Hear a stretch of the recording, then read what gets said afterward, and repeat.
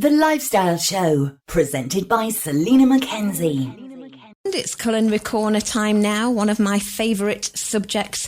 We are going to be talking chocolate. The book is called For the Love of Chocolate, 80 at-home recipes from a master chocolatier's imagination. Welcome to the show, Phillip Ashley Rix. Thank you for having me. Thank you. You're welcome. Oh, love the sound of this.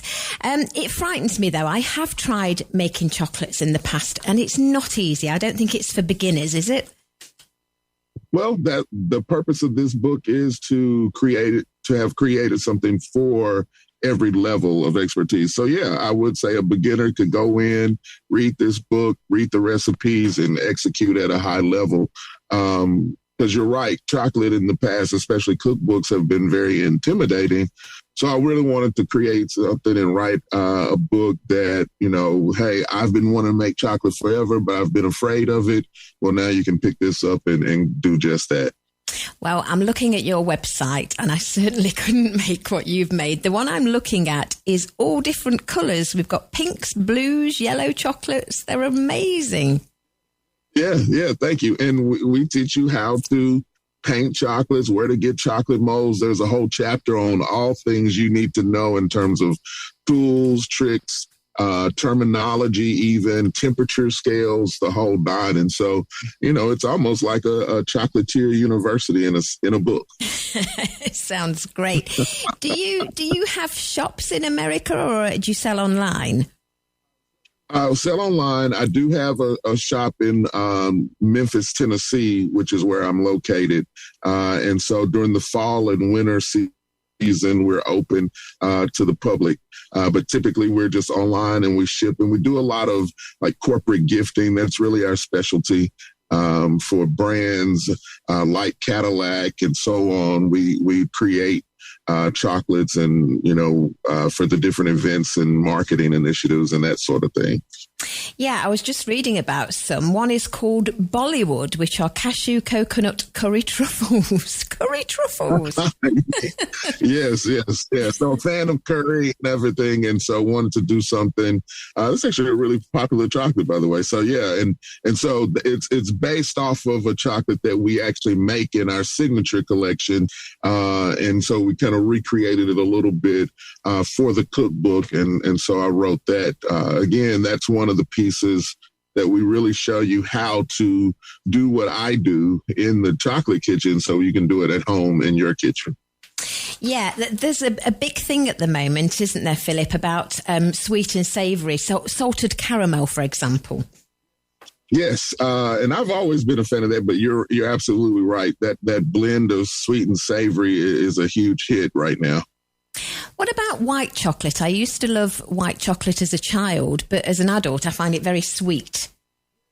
Yeah, it is a lot sweeter because it's pretty much cocoa, whether it's cocoa butter, vanilla, and sugar. So it tends to lean on the sweeter side. We use a white chocolate that has a bit higher cocoa content, so it's not as cloyingly sweet. It's got a really nice flavor profile. And, a lot of people kind of have the argument that, white chocolate isn't real chocolate. Well, it all comes from the cocoa bean. So in my book, it's all chocolates. It's derived from the same place. Okay. And where did chocolate first start? I mean, do you go into the history of chocolate?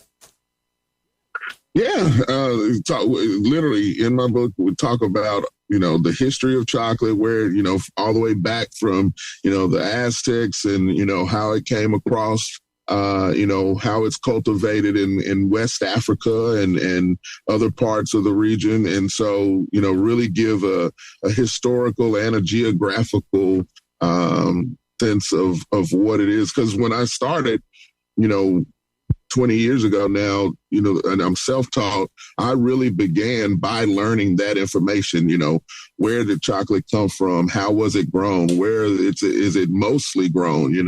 Ghana and Cote d'Ivoire being roughly 70% of commercial cocoa.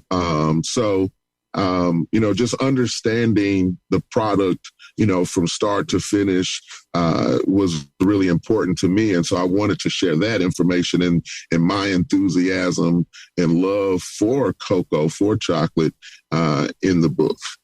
So you're self-taught. It wasn't handed down the family. Right. Self-taught, wasn't handed down, which is typically the tradition. So perhaps I'll be able to pass it down to one of my sons. But yeah, so, just spent about 2-3 years initially, just a deep dive, total immersion into chocolate and food. And so learning about spices, learning about herbs, and I really wanted to have a deep sense for how people taste and what flavors pique, excitement or generate a memory and that kind of thing. And so I said I always wanted to have a PhD in flavor, if you will. So I spent, it was about 3-4 years in before I actually started developing my own flavors, because I honestly wanted to have just a really, really strong grasp on all things, whether it be beverage, wine, food, beer, how whiskey's distilled, how spices are grown and dried and all of that. And so just a very kind of food culture and anthropology type of aspect of food, and then turn that into the science and then eventually the arts.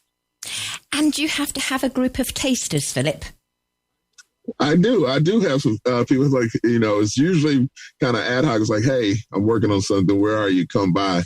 But we're, and oftentimes when I'm doing events, I'll typically kind of field test a new flavor, a new idea in live in living color. And so that way, I kind of get the honest opinions of people. So I watch body language. I watch if, I ate the whole thing or I'm throwing half away or whatever the case. And so I used to do that a lot early on, when I was really just getting started. And so that would allow me to kind of circumvent the opinions of loved ones who may not want to hurt my feelings and tell me it's good and it's really not. So I had to do it another way. Well, sadly, I'm not in Memphis, Tennessee, but I am available if you want me to taste any of your chocolates. Yes, we'd love to get you here. We can send you a box over, too. So, please. Yeah. You see, that would be my problem. If I went into making chocolates, I think I'd just be eating them all the time. It wouldn't be good for the figure. And it's funny enough, I get asked that all the time. I rarely eat the finished pieces. Obviously I'm tasting, and at this point, many of them, we've mastered and understand that it's fine. But when I'm taking or testing new products, doing R&D, I'm testing through the process, but it's rare. There's only a few that I'll like, okay, let me have one of those. But I tend to this is for everyone else once it's done. Oh, brilliant. Now, I know that you're known as a master chocolatier, but am I correct in that you call it chocistry, the appreciation of chocistry? Yes, so that's just kind of my fusion of, history, chemistry, and artistry, and kind of my definition or vision for what I do chocolate making wise. And so, yeah, that's just kind of the science of chocolate, the art of chocolate, and again, the history of chocolate all into kind of one word.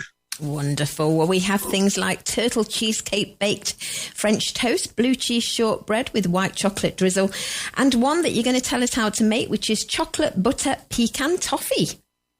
Yes. So for all my toffee lovers, huge fan of that since a kid, but, going back to the candies from my grandmother's all the way to getting a hold of more sophisticated toffee and all the different versions. Again, it just goes back to that, really sweet and savory aspect of it, which is, is paramount in this recipe. So, just really, this is one that, especially that, a beginner, again, can, go get these recipes. It's really not, we didn't want to overcomplicate or make it too expensive to acquire these ingredients. And so, the salted pecans you can find pretty much anywhere. And part of the reason why I added pecans to this is growing up, my grandmother, they had, a ton of pecan trees on their land. And so me and my brother, part of our chores were going to kind of pick them up, and we would have grocery sacks full of those things. But with this, you want to have, just 2 cups of salted pecan halves, a cup of bourbon washed butter. And that's in another recipe in the book. And so doing things like fat washed whiskey is another trend you're starting to see. It's been around for a while, but it's now becoming something that you're seeing more prevalent. So literally just soaking, infusing butter with whiskey. And so that you use the whiskey for great cocktails like an old fashioned, and then the butter, you definitely want to save that and to use in this recipe. And so a cup of that bourbon washed butter, cup of granulated sugar, half a teaspoon of salt, a teaspoon of vanilla extract, and a cup of milk chocolate chips. And you could really change that. And, I'm more of a dark chocolate lover, but some of the recipes I wanted to kind of, and from listening to people who have eaten my chocolates over the years, and, I wanted to kind of think of both sides. And so, I made this recipe with milk chocolate chips, but a very simple recipe to follow. It even lists the tools that you'll need. It takes a few minutes to get done, but then this will keep well for about 2 weeks. And, it makes a great gift, especially around the holidays, or if you just want to, if you got friends coming over, or if you're just like yourself, love to eat chocolate, have something around that you can nibble on here and there along the way. Yeah, Christmas is coming up, so some great ideas for Christmas gifts. Yeah, look great in a tin, put a tin and a nice bow on it and you're good to go. Excellent. Well, the book, if you want to learn how to make chocolate, is called For the Love of Chocolate, 80 at-home recipes from a master chocolatier's imagination. It's by Phillip Ashley Rix, who we're chatting to now, and we're selling it on our website, tre.radio. If people want to see the wonderful pictures that I've seen, Phillip, what is your website as well? My website is phillipashley.com, phillipashley.com. And then you can also on Instagram at Phillip Ashley. And so we're always posting content, and soon we'll have a YouTube channel and possibly even Twitch to do some other content. But yes, all the photography, all the beautiful chocolates are on our website and on our social media. Well, it's one of my favourite subjects, along with gin and tonic. So thank you, Phillip, for joining us today. Thank you so much for having me, Jim. Take care. Bye-bye.